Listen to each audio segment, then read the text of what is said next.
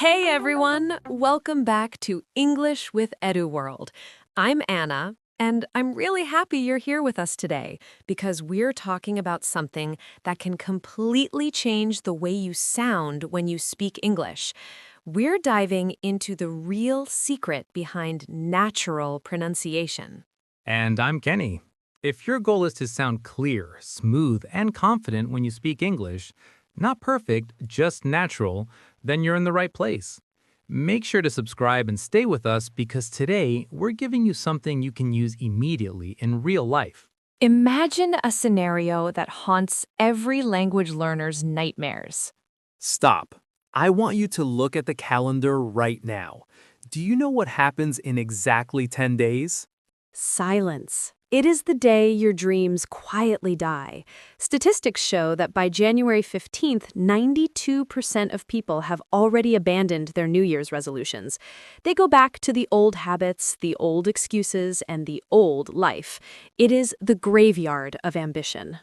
It is brutal, and it is happening right now. But you are still here. You are listening to this because you refuse to be just another statistic. You want a revolution, not a resolution. Welcome to English with EduWorld, where we stop drifting and start actually living. If you are ready to leave the 92% behind and finally join the winners, hit that subscribe button right now to support this channel. Do it for your future self. Now, before we reveal the psychological switch that changes everything, be honest with us in the comments. What is the real reason you think you failed in the past? Type A if you think, I didn't have a good plan. Or type B if you admit, I was secretly afraid of changing. A or B? Tell us the truth below.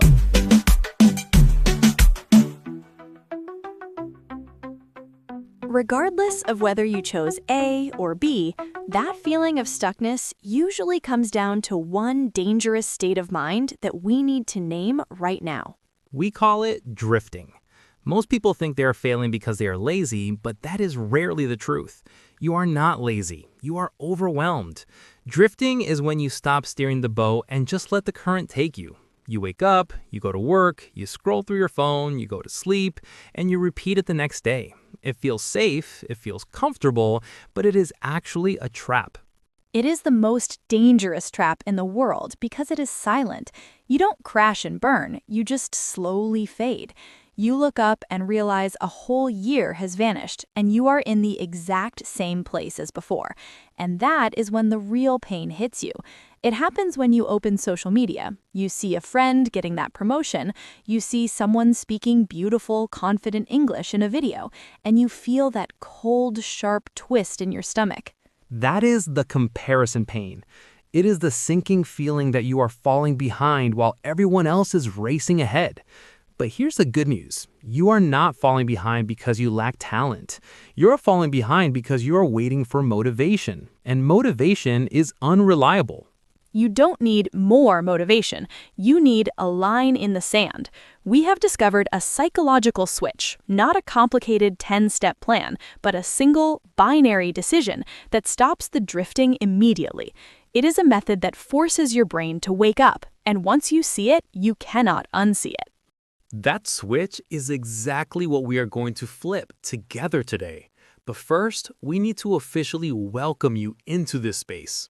Hello, English learners, and welcome back to English with EduWorld, your safe harbor for mastering natural American English. I'm Anna. And I'm Kenny. We are genuinely happy you found us because this video isn't just another standard vocabulary lesson. Exactly. This is a special B1-Level Masterclass designed specifically for intermediate learners who are tired of the basics and are ready to upgrade their actual lives, not just their grammar. However, to make this transformation work, we need to start with total honesty. We cannot build a strong new house on a broken foundation. So, before we share our own embarrassing failures, I have a difficult question for you. We want you to be brave. Have you already broken a small promise to yourself this year? Maybe you skipped the workout, or you didn't study when you said you would. If the answer is yes, I want you to go to the comments right now and simply type the word yes. No judgment, no shame. Just a moment of pure truth to signal that you are human and you are ready to restart. Seeing that wave of honesty in the comments is exactly why we built this channel. I'm Anna, And I'm Kenny. and this is English with EduWorld, the place designed to prove that true fluency isn't found in a textbook, but right here, where real life meets real English.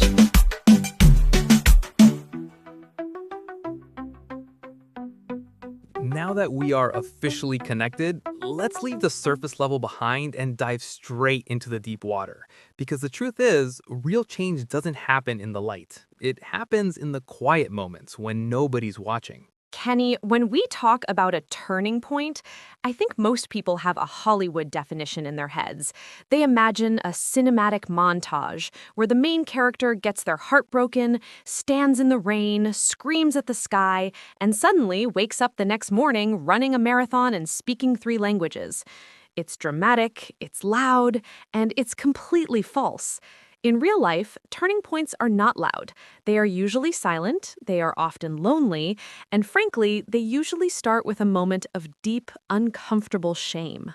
That is the word we try to avoid, isn't it? Shame. But you are right. I think I need to step up first and share my own story. Not the polished version I tell at dinner parties, but the actual messy truth. Last year, on paper, I looked like I was winning. I was going to work, I was smiling, I was paying my bills. But if you looked closer, I was hollow. I had become what I now call a phone zombie. A phone zombie. That is such a vivid image, and I think a lot of us are nodding our heads right now. What did that actually look like for you behind closed doors?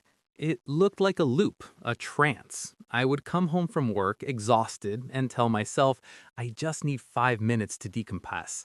I would sit on the edge of the sofa, open an app, and just start swiping. Swipe up, swipe up, swipe up. The room would get dark, the sun would go down, and I wouldn't even turn on the lights. I was just bathed in this blue light, numbing my brain. I wasn't even enjoying the content. I was just feeding the addiction. And the turning point, the real shift, didn't happen because of a motivational video. It happened on a Tuesday night in my bathroom. Take us there. What was different about that Tuesday? It was midnight. I was standing there brushing my teeth, the house was silent, and the bathroom floor was freezing cold against my feet. I looked at my phone screen and the weekly report popped up. It said, daily average 6 hours and 12 minutes.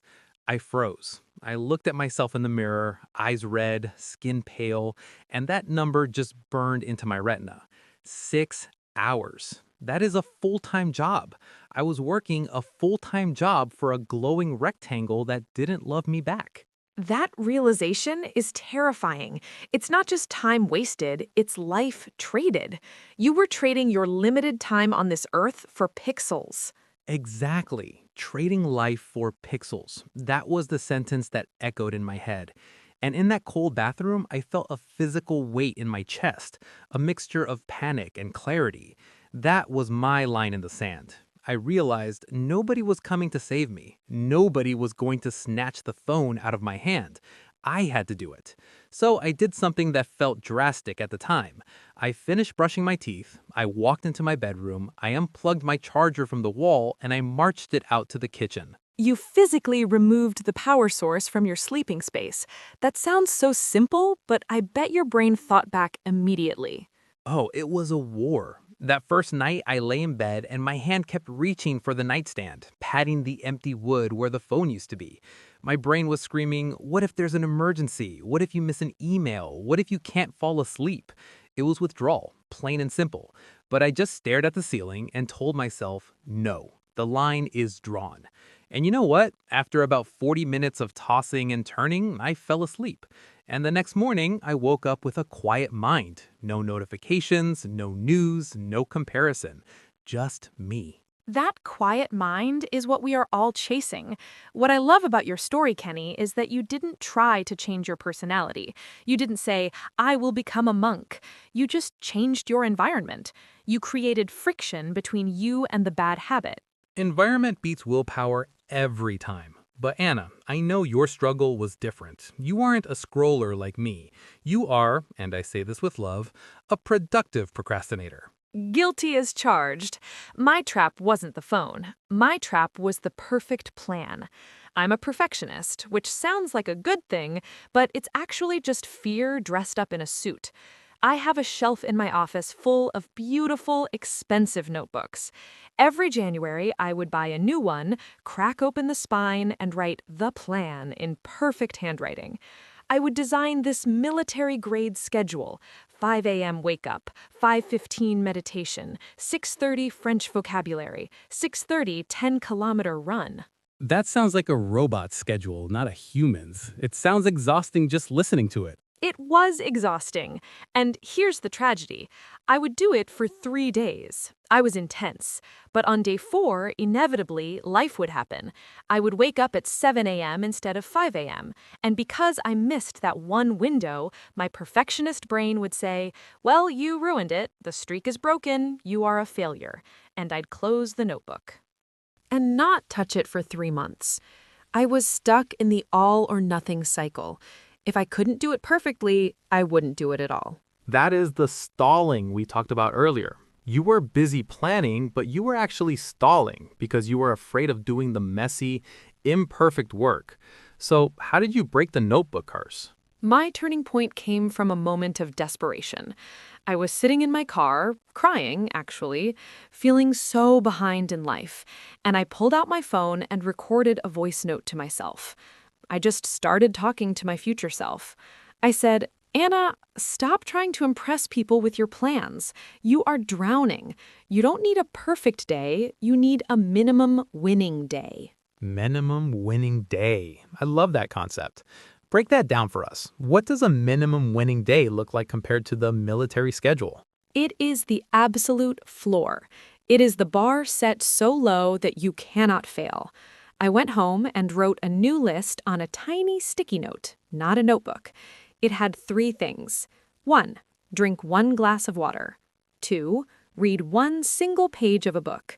3, do 5 squats. 5 squats? That takes, what, 10 seconds? 12 seconds if you do them slowly. But that was the point. My brain looked at that list and said, "Well, I can't argue with that. It's too easy." So I did it. And the next day, I did it again. And for the first time in years, I went to bed feeling like a winner instead of a failure. I realized that self-trust is like a bank account. Every time you keep a promise to yourself, even a tiny one, you make a deposit. I had been overdrawing my account for years. That is profound. You are rebuilding the relationship with yourself, 12 seconds at a time. And this brings us to the core framework we want to teach everyone listening today. Whether you are like me, the phone zombie, or like Anna, the perfectionist, the solution is the same. We call it the 3-step turning point. This is the blueprint. If you are taking notes, this is the moment to write. Step 1 is notice the pattern. You have to identify the specific behavior that is making you weak. It's usually the thing you regret most at 10 p.m. Is it the late-night snacking? Is it the doom scrolling? Is it the silence when you should be speaking English? You have to name it to tame it. Don't say, "I'm just tired." Say, "I am numbing myself with social media." Be harsh with the definition, but kind with the solution. That leads to step 2, name the cost. And listeners, I want you to go deep here. The cost isn't just lost time. No, the cost is much higher. The cost is your self-respect. The cost is your potential. If you continue this pattern for another 5 years, who do you become? Or rather, who do you fail to become? When you realize that your habit is stealing your future, the pain becomes real, and pain is a great motivator. And finally, step 3, the tiny rule. This is your weapon. You create one binary rule, yes or no, no gray area. My rule was phone and kitchen, yes or no. Anna's rule was 3 tiny tasks, yes or no. It cuts through the negotiation. When you are tired, you don't negotiate. You just follow the rule. Now, we want to make this extremely practical for you. We know that sometimes, even with the steps, it's hard to choose where to start. So Kenny and I have created a menu of turning points. We have selected the 5 most common areas where people feel stuck. We are going to walk through them, and I want you to listen closely. Visualize yourself in each scenario. One of these is going to resonate with your soul. One of these is going to make you say, "That's the one." Let's serve up the menu. Option number 1 is sleep. The before. You are lying in bed, blue light blasting your face, watching videos of strangers cutting soap or dancing cats. You wake up with brain fog, reaching for coffee before you even open your eyes. The turning point rule is no screens 30 minutes before sleep. You buy an old-fashioned alarm clock. You charge your phone across the room. You reclaim your rest. Option number 2 is movement. The before, you sit in a chair for 8 hours. You feel stiff, your back hurts, and you tell yourself, "I'll go to the gym for an hour tomorrow." But you never go because an hour feels impossible. The turning point rule is the 10-minute walk. You don't need gym clothes, you don't need a membership. You just put on your shoes and walk out the door for 10 minutes. That's it. You remind your body that it is alive. Option number 3 is English. The before. You consume English passively. You watch Netflix with subtitles, you listen to podcasts, but you never open your mouth. You're terrified of making a mistake, so you remain silent. The turning point rule is the dishwasher speech. Every time you wash the dishes or fold laundry, you must speak out loud for 1 minute. Describe the plate. Describe your day. Argue with an imaginary friend. It doesn't matter what you say. It matters that you break the silence. Option number 4 is money. The before, you feel sad or stressed, so you click Buy Now. A package arrives 2 days later, gives you a hit of dopamine for 5 seconds, and then becomes clutter. You look at your bank account and feel anxiety. The turning point rule is the 24-hour pause. You can buy whatever you want, but you must wait 24 hours after putting it in the cart. If you still want it tomorrow, buy it. But 90% of the time, the emotion will pass and you will save your money. And finally, option number 5, mindset. The before. You end the day replaying all your mistakes. I said a stupid thing. I didn't finish my work. You go to sleep scanning for the negatives. The turning point rule is the gratitude log. You keep a notebook by your bed. You cannot sleep until you write down one specific thing you are grateful for.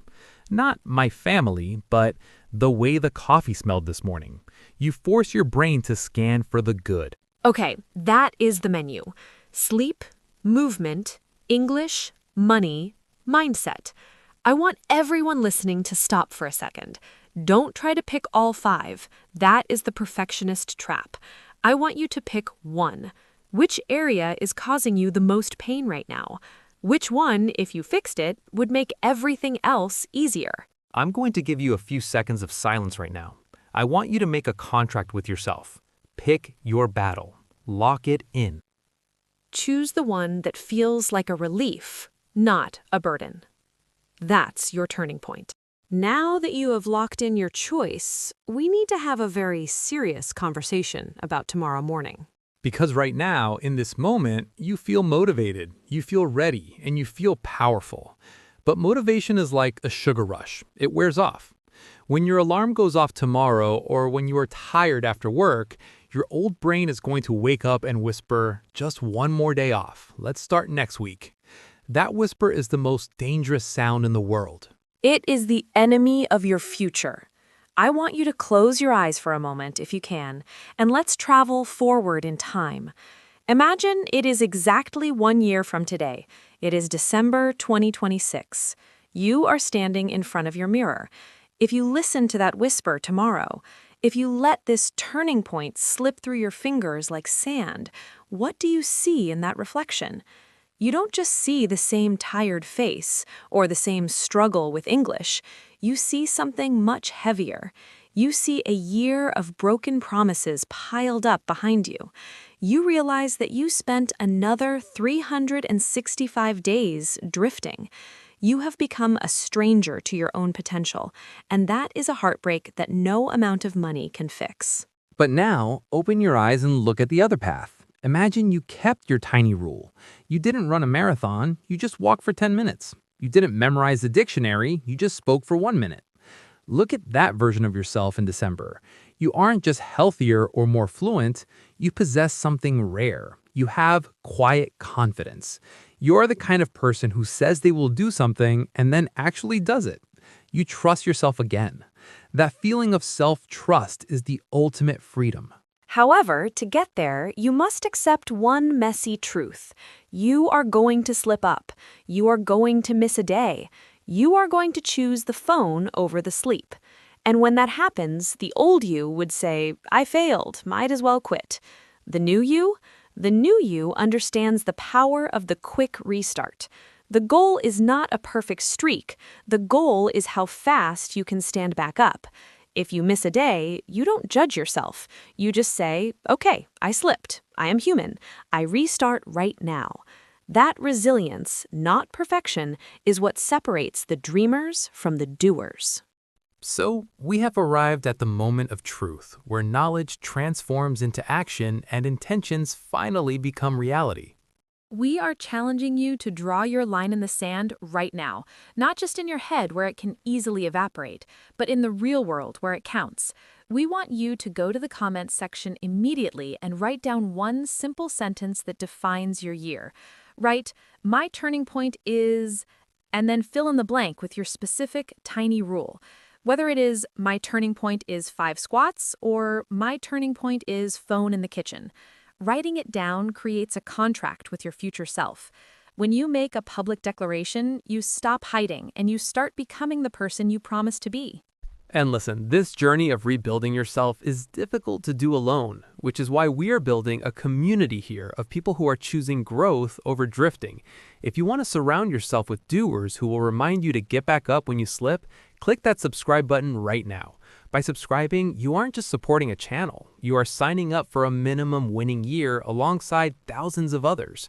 Now, to ensure you can fully articulate this change to yourself and others, we need to give you the linguistic tools we use today.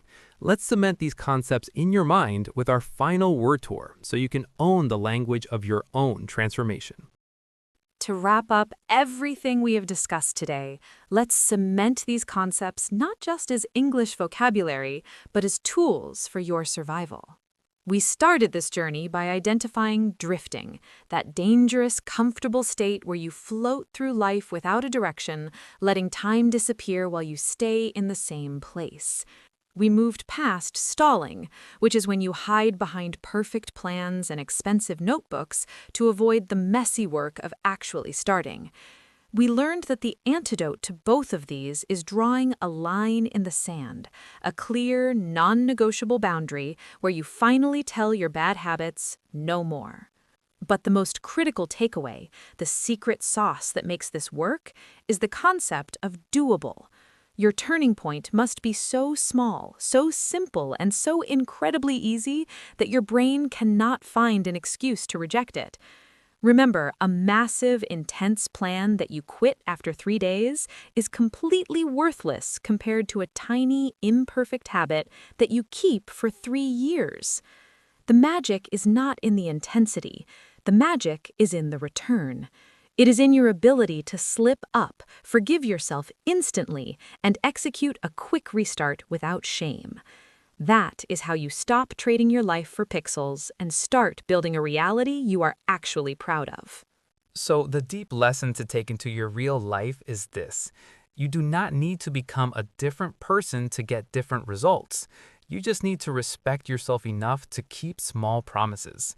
Apply this immediately by looking at your goals for this year. If a goal makes you feel tired just thinking about it, it is too big. Shrink it. Cut it in half, and then cut it in half again until it feels easy. Then do that tiny thing today. Not next Monday, not when you feel ready, but today. And before you go to start your new chapter, we have one simple question for you. Based on what you heard today, which approach do you think will work better for you this year? Option A, one big, intense change, or option B, one tiny, consistent habit? We're really curious to see what you think, so please type A or B in the comments below so we can learn from each other. And finally, if this episode gave you a moment of clarity or helped you feel less alone in your journey, please hit that subscribe button to support English with EduWorld. Your support gives us the motivation to keep creating deep, honest content like this for you. We are so happy you joined us today. Thank you for listening, and we hope your day is cozy, peaceful, and full of smiles. Yes, take care, friends, and enjoy every corner of your home. Bye-bye, friends. See you next time. Bye-bye.